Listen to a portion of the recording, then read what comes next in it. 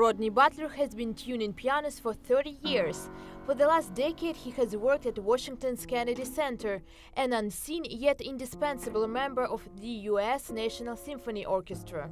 Growing up, Rodney dreamed of becoming a musician himself, but stage fright ended that aspiration. But Rodney couldn't abandon music altogether and decided to help his brothers who owned a piano studio. And then I realized how tuning of the piano affected the harmony. And of course, I was always drawn to jazz music. And so the two kind of came together in me at about the age of 16. And my brother Rick gave me a course in piano tuning. It was a great big book. And I would literally at that age sit down on the baby grand in our house and practice tuning at that age. Rodney prefers to work alone. He says he connects with the instrument better that way.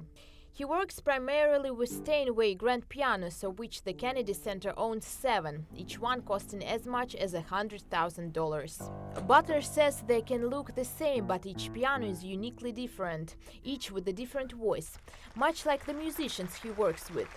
Among them, Kirill Girstein, an American pianist of Russian descent, who left a lasting impression on the young tuner. And I learned so much from him. He didn't object to the piano, but he wanted it set up in a certain way.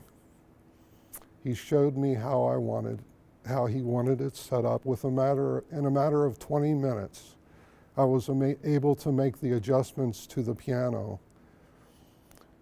And it was amazing to me because I played a little bit for him. He knows I'm interested in music, and how awesome for him to be interested in the mechanics of the piano and be able to communicate that to me. It was just an incredible experience for me. Butler never turned his childhood dream into reality, but he says he's happy things turned out this way.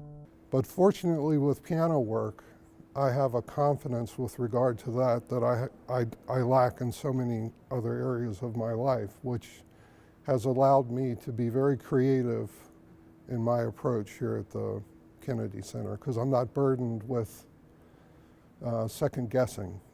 I'm able to be an artist and be creative without all of the mental anguish that goes with trying to perform music in front of people. Performers who have benefited from Butler's finely tuned ear say he's an artist in his own right, but one who does not need to hear the audience applause to know he's done his job well. Karina Bafredjan for VOA News, Washington.